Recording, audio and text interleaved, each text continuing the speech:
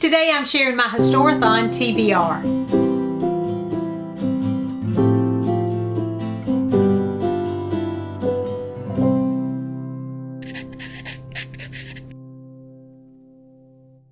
Hey there, it's Mitzi. Welcome to my channel. Today I just wanted to talk for a few minutes about the historical fiction reading challenge, and it's called the Historathon, and it takes place during the month of November. And this is hosted by a Curly Reader, Lindsay's Little Library, and Gloria Z. Thompson. And I'll leave links to all of their announcement videos below, as well as the prompts, because it's a little different this year.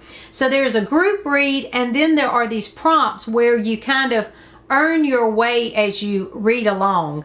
So the prompts are, well, the group read is called The Lost Girls of Willowbrook by Ellen Marie Wiseman. And then there are prompts, and it starts with read a book with lost in the title. So if you read the group read, you will be already taking care of the first prompt. And then they build on each other. So after the lost title, you use that book for the next prompt, which is read a book from a different country than your previous book.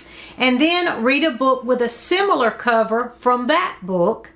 And then read a book set in a different decade than your previous book. And it goes on from there. I'm not going to read all of them to you. You can see them all in the description box below. There are 10 prompts here. So basically you would read 10 books for this.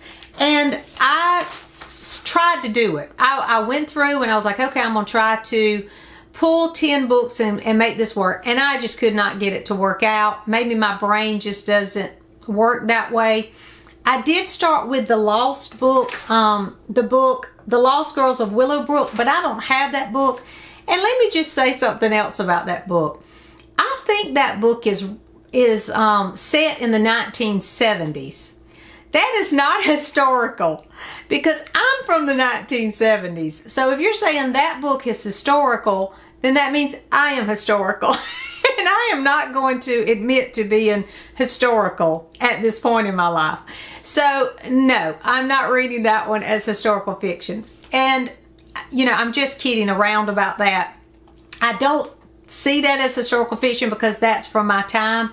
But I do want to comment about that, because I know everybody sees it differently, because, you know, I'm old. So, you know, it's different for me than a lot of these younger readers.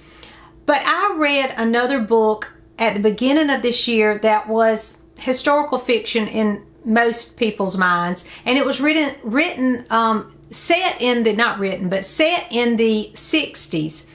And I did not feel like it was historical fiction for me, and I really didn't enjoy the book that much, and everybody else loved it. And I think for me there is something about the historical part of it. I love historical fiction, but I like to read about what I consider history, which is way before my time, if you know what I mean. And so for me, they're not historical fiction because I lived in that time period. So it's like yesterday. I mean, the 1980s to me was last week. So for me, that's not historical. And I know for other people it is, but just for me, it's not. So anyway, and the book really does sound interesting, and I do want to read it, but I don't have it on my shelf. I'm just kidding about the historical fiction part of it.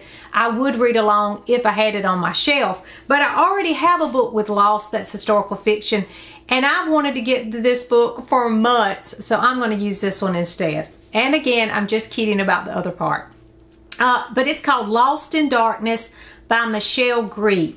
And this one I think is set, oh, it says here, even if there be monsters, there's none so fierce as that which resides in man's own heart. England in 1815.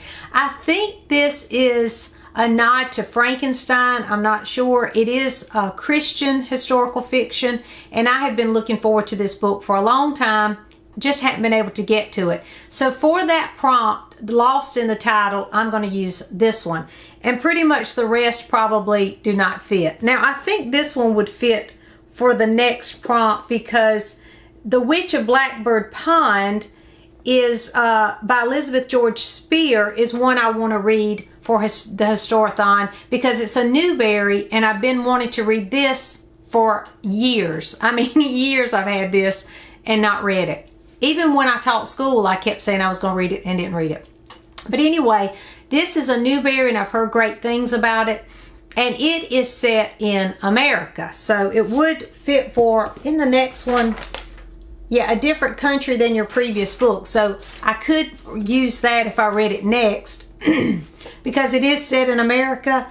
It says, something strange about this country of America, something that they all seem to share and understand, and she did not. So she travels to America, and it goes from there. And The Witch of Blackbird Pine, I think that this has something to do with the witch trials. I'm not sure, but I think so.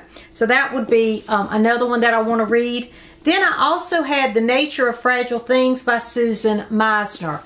Now, I have already started a Susan Meisner. I think it's called The Last Year of the War. I think that's what it's called.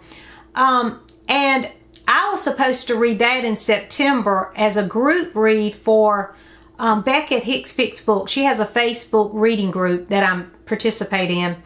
And I'm not a very good participant, obviously, because I didn't even finish the book. I had started it the first week in September, and I set it aside for a little while. I just hadn't gotten back to it. So I'm hoping to get that finished by the end of October, because I'm hoping that I can, I think I finished the first part. I think there's 2 parts left, so I don't have but 2 parts left. And I was enjoying that book. I don't know why I even set it down. Something else came up and I set it aside. So if I can finish that one, I do want to try this one, The Nature of Fragile Things, because I have these 2 Susan Meisners on my shelf that I really wanted to get to this year. But again, The Last Year of the War, I need to finish first before I start another one. And again, I was enjoying it, so I hope to get to that one. If not, I will use The Last Year of the War and then put this one aside maybe for the next month.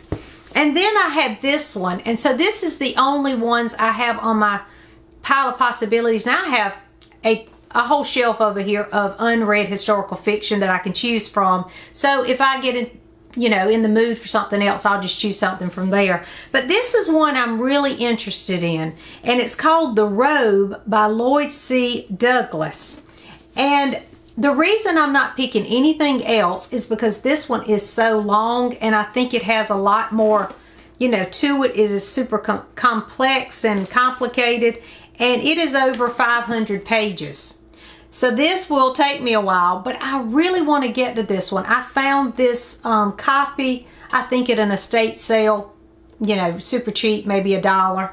And it says on the back, the classic story of the man who gambled for Christ's robe and won. And it says over 6 million copies sold. So that's definitely historical fiction, because it takes place during the times of Jesus. And I have been interested in this for a very long time. And if you've read this, let me know, because it was super popular for a long time. I've heard great things about it, but again, it is longer, so this will take me a long time. And here's the thing, if I could get this one read, I think that my Historathon would be a success, because I had wanted to read this for a very long time. So those are the books that I have right now that I'm thinking about: Lost in Darkness, The Witch of Blackbird Pine, The Nature of Fragile Things, and The Robe. And these are the ones that are really at the top of my priority in my long historical fiction TBR, because historical fiction is a favorite. It's right up there with my Victorian literature. They go hand in hand really for me. And I just love historical fiction. So I definitely want to participate, and I'm sure I'll get to at least one of these during the month of November. Have you read any of these, and are you participating in the Historathon? Let me know in the comments. Thanks for watching, and I'll see you soon.